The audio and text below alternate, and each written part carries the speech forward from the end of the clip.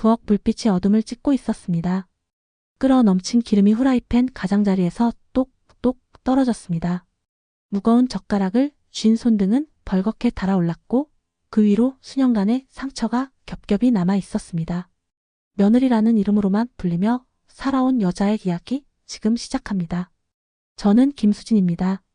오늘의 이야기 끝까지 함께 해주시고 마지막 부분에는 삶을 돌아보게 하는 인생 명언도 준비되어 있으니 끝까지 함께 해주세요.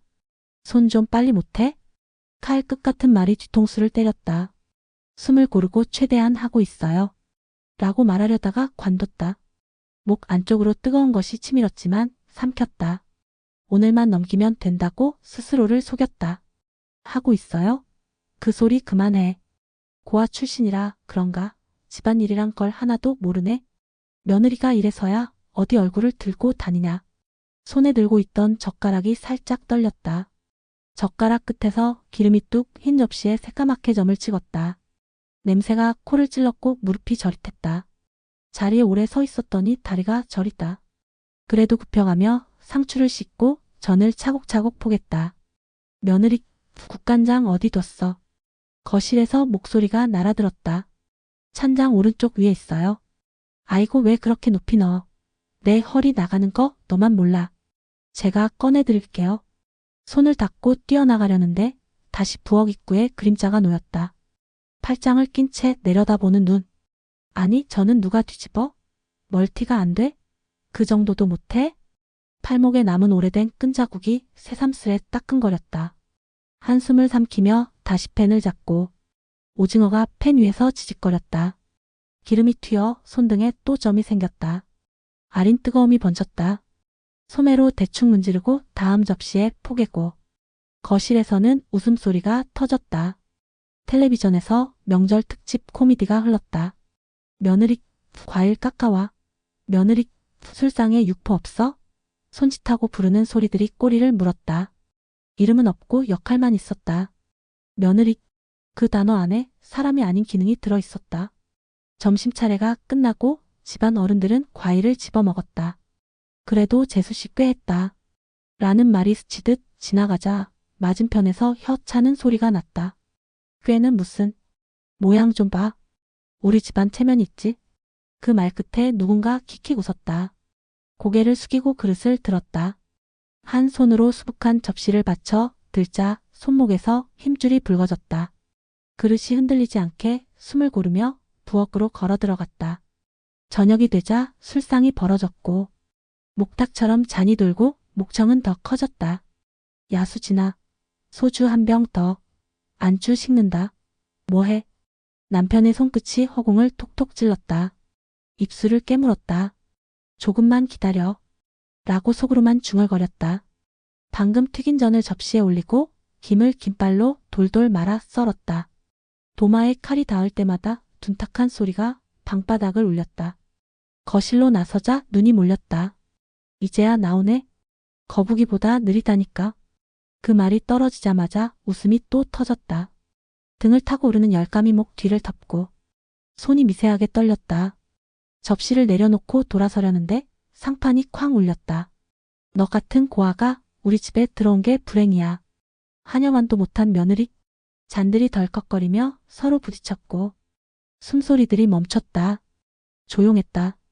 등줄기를 타고 식은땀이 흘렀다. 숨을 들이마시고 흘낏 남편의 눈을 보니 피하지도 막지도 않는 눈. 낯선 사람이 서 있는 것 같았다. 입안에서 금속 맛이 올라왔다. 방금 뭐라고 하셨어요? 목소리가 목구멍까지 올라왔지만 참았다. 기름 냄새, 술 냄새, 된장찌개 냄새가 한꺼번에 코를 뒤덮었다. 오른손을 앞치마 주머니로 천천히 넣으니 차갑고 매끈한 면이 손끝에 닿았다. 화면이 번쩍 켜졌다. 강화 유리 필름에 거실 조명이 새하얗게 반사됐다. 다음 날 부엌식의 초침이 또박또박 걸었다. 수지는 끓는 탕을 한번 저어 거품을 걷고 전을 키친타월 위에 세워 기름을 뺐다. 접시마다 색이 겹치지 않게 배추전, 동태전, 동그랑땡을 시계 방향으로 돌려 담았다. 나물은 고사리, 도라지, 시금치 순으로 결을 맞췄다. 숨을 길게 내쉬며 상추를 씻어 물기를 탈탈 털었다. 며느리는 절 안 해. 말끝 길게 하지 말고 손만 빨리 놀려. 시어머니의 말이 등어리를 쿡 찔렀다. 네, 음식부터 올릴게요. 수지는 녹그릇에 입을 손수건으로 한 번 더 닦아 광을 내고 따끈한 밥을 반달 모양으로 눌러 담았다. 젓가락과 숟가락의 간격을 손가락 2마디 넓이로 맞추고 잣 2알을 대추 위에 얹었다. 뜨거운 김이 얼굴을 스치자 눈이 시큰거렸지만 손놀림은 흐트러지지 않았다.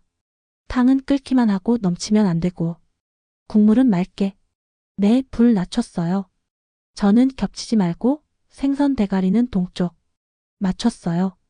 거실에서 시작한다는 말이 들렸지만 수지는 부엌 문턱을 넘지 않았다. 방금 데운 국을 상 가운데로 밀어넣고 술잔을 비스듬히 들어 거품없이 따라 올렸다. 상판에 떨어진 한 방울을 손수건으로 둥글게 문질러 지웠다. 과일은 흰색, 노랑, 붉은색 순으로. 빼 사과 순으로 올릴게요. 손끝이 사과 껍질을 끊기지 않게 돌았다. 길게 이어진 붉은 리본이 도마 한쪽에 수그러졌다. 수지는 접시의 여백을 농금처럼 재더니 귤 2개로 균형을 맞췄다. 신우이가 소파에 기대 내일을 들여다보며 말했다. 그 정도는 나도 하겠다. 대답하지 않고 칼날을 천으로 덮었다. 향이 더 진해졌다. 조용한 숨들이 거실을 가득 메웠다. 수지는 상의 모서리를 몸으로 막아 흔들리지 않게 받치고 촛농이 떨어질 자리를 미리 손가락으로 가늠했다. 술을 한 잔 더 따르려다 멈춰 잔의 입을 수평으로 맞췄다. 이건 내가 올리랬지? 시어머니가 미나리를 들었다. 네, 미나리는 어머니가. 수지는 한 걸음 물러서 그릇을 내밀었다. 무릎이 바닥에 닿는 소리들이 겹쳐 들렸다. 수지는 그 소리 사이에서 불 조절 다이얼을 한 칸 낮췄다. 누군가의 절하는 소리에 맞춰 탕의 김이 딱 알맞게 올라왔다. 상 위의 그릇들이 제자리를 찾을 때마다 수지는 부엌에서 또 하나의 그릇을 닫고 또 하나의 접시를 올렸다. 이름 대신 손이 불렸다. 그녀는 대답하지 않았다. 손으로만 정확하게 끝까지. 차례가 끝나자 설거지통이 산처럼 쌓였다. 복자는 빈 그릇을 툭 던지며 절도 안 한 주제에 손은 왜 그렇게 느려? 했다. 남편은 웃으며 우리 집 며느리 원래 굶떠요라며 맞장 굳혔고 신우이는 고아이니 예법을 모르지 중얼거렸다. 손등에 촛농 자국이 욱신거렸다. 수지는 행주를 내려놓고 천천히 일어섰다. 수지는 결혼 7년 동안의 감정이 주마등처럼 스쳐 지나가며 드디어 폭발하며 앞치마를 벗어 던졌다. 앞치마가 바닥에 떨어졌다. 툭 소리가 집안을 갈랐다. 수지는 천천히 손을 털어냈다. 기름 냄새가 배어있던 손, 숱한 상처와 화상 자국이 남은 손이었다. 뭐 하는 거야? 시어머니의 목소리가 높아졌다. 수지는 고개를 들었다. 억눌러온 눈빛이 서늘하게 번졌다. 이제 그만두겠습니다. 순간 거실이 얼어붙었다.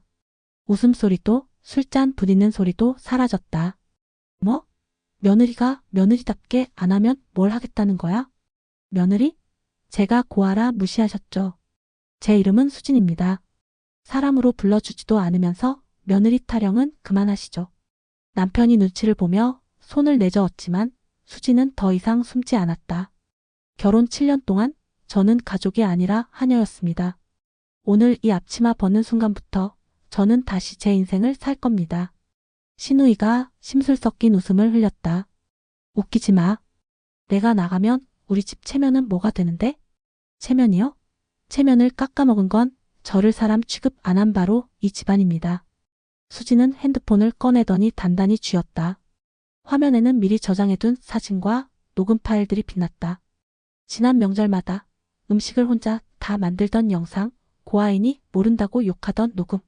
전부 증거로 남겨놨습니다. 원하시면 법정에서 체면 지켜보시죠. 순간 시어머니의 얼굴빛이 싸늘해졌다. 남편은 말문이 막혀 얼어붙었다. 수지는 깊게 숨을 고르며 마무리했다. 저는 더 이상 이 집안의 손이 아닙니다. 제 삶을 살겠습니다. 그동안 저를 멸시한 데가 꼭 치르시게 될 겁니다. 수지는 가방 하나만 챙겨 집을 나섰다. 얼어붙은 새벽 공기가 볼을 스쳤지만 발걸음은 무거워지지 않았다. 버스창에 비친 얼굴은 더 이상 굴욕을 참던 며느리가 아니었다. 눈가에는 단단한 빛이 깃들어 있었다.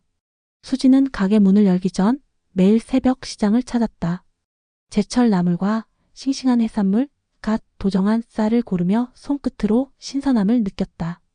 그녀의 장바구니에는 항상 다양한 색의 채소와 곡식이 가득 담겼다. 가게 주방에서는 메뉴 구성을 위해 작은 그릇들을 늘어놓고 조화를 고민했다.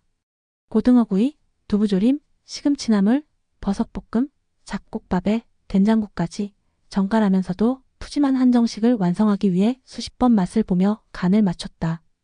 음식이 놓일 접시와 반찬 그릇도 직접 골라 담백한 색감으로 통일했다. 그녀는 손님이 앉았을 때 따뜻한 집밥의 정과 깔끔한 한정식의 격을 동시에 느낄 수 있도록 세심히 준비했다. 주방 한켠에는 꽃 한 송이를 꽂아두며 다짐했다. 이제는 제 이름으로, 제 손맛으로 인정받겠습니다. 작은 가게를 열어 시작한 밥집. 간판에는 큼지막하게 글자가 새겨졌다. 수진이네 밥집. 기름에 지친 손이었지만 이제는 스스로를 위해 쓰였다. 고향에서 배운 손맛은 손님들을 불러 모았다. 사장님, 전통 음식이 이렇게 맛있다니. 여기 오면 집 생각나요. 사람들이 웃으며 돌아가는 사이 수진은 주방 한쪽에서 숨을 고르며 속삭였다. 이제야 살겠다. 반면 시댁. 수진이 떠난 지 몇 달이 지났지만 시댁은 달라지지 않았다. 전을 뒤집다 태워도 국물을 쏟아도 누구 하나 책임지려 하지 않았다. 그러면서도 예전에는 며느리가 부족했어. 그래서 일이 안 됐던 거야라며 수진 탓을 돌렸다. 남편은 술잔을 기울이며 친구들에게 우리 집 여편네가 속을 썩여서 나갔다고 떠벌렸다. 시어머니는 친척들 앞에서 며느리가 집안 체면을 망쳤다며 목청을 높였다. 시누이들 역시 모여 앉아 내일을 칠하며 고아라서 버릇이 없던 거지라며 비아냥거렸다. 잘못을 돌아보기는커녕 오히려 수진을 헐뜯으며 자기들의 체면만 걱정했다. 명절이 다시 돌아왔다. 거실에 앉은 시어머니는 팔짱을 낀 채 텔레비전을 바라보며 중얼거렸다. 수진이 없어도 괜찮아. 며느리 하나 나갔다고 집안이 무너지겠어. 시누이가 과일을 대충 깎아 접시에 올렸다. 모양은 제각각이었고 씨가 그대로 남아있었다. 숟가락이 맞부딪히며 쨍그랑 울렸다. 국물은 넘쳐 바닥으로 흘러내렸다. 시어머니는 애써 웃으며 이 정도면 충분하다. 라고 말했지만 곧 숟가락을 내려놓았다. 입안에 쓴맛이 퍼졌다. 떠들던 목소리도 이내 잦아들었다. 불 꺼진 부엌에 시어머니의 눈길이 머물렀다. 항상 반짝이던 상차림, 언제나 제때 올려지던 따뜻한 음식이 없다는 사실이 가슴을 찔렀다. 시누이가 과일을 대충 깎다 포크를 내려놓으며 투덜거렸다. 아휴, 괜히 힘만 드네. 이 정도면 그냥 사온 걸 내놓는 게 낫겠어요. 남편은 술잔을 내려놓으며 씁쓸하게 중얼거렸다. 그래도 수진이 음식 솜씨만큼은 정말 좋았지. 전도 탕도 뭐 하나 허투루한 게 없었어. 맛도 정갈했지. 시누이가 곧바로 얼굴을 찌푸리며 반박했다. 오빠, 지금 와서 칭찬해서 뭐해요? 나간 사람 생각한다고 돌아옵니까? 남편은 고개를 저으며 한숨을 내쉬었다. 돌아오진 않겠지. 그래도 인정은 해야지. 수진이가 없으니까 이렇게 허전한 거잖아. 그 옆에서 묵묵히 듣고 있던 시어머니는 아무 말하지 않았다. 하지만 텅 빈 상과 흐트러진 반찬들을 바라보며 속으로 중얼거렸다. 괜찮다 했지만 수진이 빈자리는 이렇게 크게 남았구나. 커다란 상은 차려졌지만 저는 들쭉날쭉하고 탕은 번번이 넘쳐버렸다. 숟가락이 맞부딪히는 소리 대신 한숨이 이어졌다. 친척들은 옛날에는 그래도 며느리 손맛이 있어 먹을 만했는데라며 속삭였다. 시어머니는 아무 말 없이 고개를 떨궜다. 한때 고아인이 예법을 모른다며 몰아세웠던 그 며느리가 사실은 집안의 중심이었다는 걸 이제야 알게 된 것이다. 남편 역시 손님이 떠난 뒤 빈 술상을 바라보며 혼잣말했다. 그녀가 없으니 집이 텅 빈 것 같네. 시누이들마저 불평을 멈추고 한동안 입을 다물었다. 텔레비전 소리만 덩그러니 흘렀다. 아무도 인정하지 않으려 했지만 마음속 깊은 곳에서 모두가 느끼고 있었다. 멸시했던 그 며느리가 이 집안을 지탱해 왔다는 사실을. 늦게 찾아온 깨달음은 더욱 쓰라렸다. 그러던 어느 날 시어머니가 몰래 수진의 가게를 찾았다. 주방에서 나와 웃는 얼굴로 손님을 맞이하는 수진을 보며 잠시 멈칫했다. 며느라 돌아오면 안 되겠니? 너가 없으니 집안이 말이 아니구나. 수진은 눈을 곧장 마주했다. 저는 며느리가 아니라 수진입니다. 제 이름을 잊지 않게 해주셔서 감사합니다. 하지만 돌아갈 일은 없습니다. 시어머니의 입술이 떨렸다. 그러나 수진은 더 이상 주눅 들지 않았다. 밤. 수진은 식당 문을 닫으며 전등을 껐다. 고요 속에서 속삭였다. 이제는 내가 나를 지켜줄 거야. 어둠 속 부엌 불빛 대신 작은 간판 불빛이 켜졌다. 그 불빛은 어둠을 찍고 있었다. 수진이네 밥집 간판 불빛이 환하게 켜졌다. 점심 무렵 식당 앞은 이미 길게 줄이 늘어서 있었다. 여기 밥상은 그냥 밥상이 아니에요. 정성이 보여요. 집밥 같은데도 격이 있어. 이게 진짜 한정식이지? 사람들의 입소문은 빠르게 번졌다. 단출한 밥집에서 시작했지만 수지는 메뉴를 하나하나 다듬어 나갔다. 명절마다 만들어온 전과 탕, 나물과 김치가 고스란히 담겼다. 거기에 제철 식재료를 더해 젓가락에 담아낸 한정식 상차림은 손님들의 마음을 사로잡았다. 방송국에서 취재가 나왔고 신문에는 수진이네 한정식 명절의 맛을 일상으로라는 제목의 기사가 실렸다. 예약이 밀려들자 작은 밥집은 곧 전국에서 찾아오는 손님들로 가득 찼다. 사장님, 이 한정식은 고향 같은 맛이에요. 여기 오면 마음까지 배부릅니다. 수지는 주방 한쪽에서 따뜻하게 웃으며 말했다. 이제야 제 손으로 제 이름을 지켜낸 것 같네요. 어느 날 밤, 수진이네 한정식 앞에 낯익은 그림자들이 어른거렸다. 신우이가 낮은 목소리로 말했다. 이제 이 집 망신 좀 당해야 체면이 살아. 남편은 주위를 두리번거리며 쓰레기 봉투를 문 앞에 내려놓았다. 시어머니는 간판 불빛을 노려보며 중얼거렸다. 손님들 오기 전에 냄새가 진동하면 누가 들어오겠냐. 다음 날엔 신우이가 일부러 악성 리뷰를 남겼다. 음식이 비위생적이고 불친절하다라는 글이 올라왔지만 곧 단골 손님들의 반박 리뷰가 쏟아졌다. 그 다음 날 남편은 술에 취해 가게 앞에서 고함을 질렀다. 이 집 사장은 원래 우리 집하녀 같은 며느리였다. 그러나 행인들은 혀를 차며 영상을 찍어 퍼뜨렸다. 또 다른 날 시어머니는 몰래 배달기사를 불러 허위 주문을 수십 건 넣었다. 하지만 몇 번이나 저질러온 이들의 행동은 드디어 CCTV에 잡힌 모습이 그대로 기록되어 경찰에 전달됐다. 며칠 후 경찰차가 시댁 앞마당을 가로질렀다. 문미자 씨 그리고 가족분들, 허위 주문과 영업 방해 혐의로 출석해 주셔야 합니다. 경찰의 목소리가 날카롭게 울려 퍼졌다. 시어머니는 허겁지겁 변명했다. 아니에요. 그저 집안 체면 때문에. 그러나 이미 증거는 명백했다. CCTV 영상과 수많은 목격자 진술이 차곡차곡 쌓여 있었다. 며칠 뒤 시댁 사람들은 법원에서 벌금과 사회봉사 명령을 선고받았다. 오만했던 고개는 바닥으로 꺾였다. 친척들은 더 이상 그 집을 찾지 않았고 동네에서도 사람들의 시선은 싸늘했다. 며칠 후 저녁 수진이네 한정식 가게 문이 조심스레 열렸다. 그 문턱 너머로 낯익은 얼굴들이 들어섰다. 시어머니, 남편, 시누이들이 고개를 숙인 채 서 있었다. 수진아 시어머니의 목소리는 기어들어갔다. 우리가 잘못했다. 이제야 알겠다. 내 손이 우리 집을 살렸었다는 걸. 제발 우리를 용서해다오. 남편도 허리를 숙이며 말했다. 당신 없인 아무것도 되지 않더라. 체면, 자존심 다 부질없었어. 그냥 돌아와줘. 한 번만. 가게 안은 순간 조용해졌다. 손님들마저 젓가락을 멈추고 귀를 기울였다. 수지는 한참 동안 침묵하다가 천천히 입을 열었다. 저는 7년 동안 며느리라는 이름으로 살아왔습니다. 사람 취급조차 받지 못했죠. 하지만 이곳에서 제 이름을 되찾았습니다. 수진으로 살고 있습니다. 남편이 눈물을 삼키며 말했다. 그래도 다시 시작할 수 있지 않겠어? 수진은 고개를 저었다. 아니요. 저는 이미 새 삶을 시작했습니다. 다시 돌아가면 또 며느리라는 이름에 묶여야 할 거예요. 다만 제가 이렇게 성장할 수 있었던 건 여러분이 준 고통 덕분일지도 모릅니다. 그래서 원망은 여기까지 하겠습니다. 용서할게요. 하지만 각자의 길을 갑시다. 시어머니는 흐느끼며 무릎을 꿇었다. 우린 끝내 내 소중함을 몰랐다. 이제야 깨달았구나. 수지는 그녀를 일으켜 세우며 말했다. 어머니, 앞으로는 며느리가 아닌 제 이름을 기억해 주세요. 수진이라고. 며칠 후 명절. 시댁의 큰 상은 여전히 비어 있었다. 전은 태워지고 탕은 넘쳐 흘렀다. 어색한 침묵만이 흘렀다.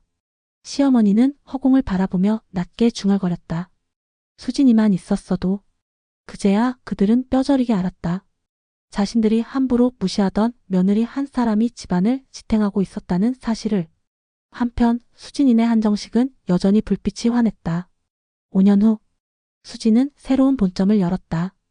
100석 규모의 큰 한정식집이었다. 개업식 날 많은 사람들이 축하하러 왔다. 보육원 아이들, 직원들, 단골 손님들, 그리고 도움을 받은 며느리들까지. 사장님 정말 축하드려요. 수진 언니 덕분에 저도 새 삶을 시작했어요. 박수와 축하가 쏟아졌다. 수진은 마이크를 잡고 말했다.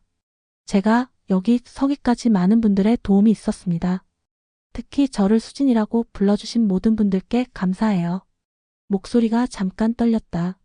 저는 오랫동안 제 이름을 잃고 살았습니다. 하지만 이제는 당당히 말할 수 있어요. 저는 수진입니다.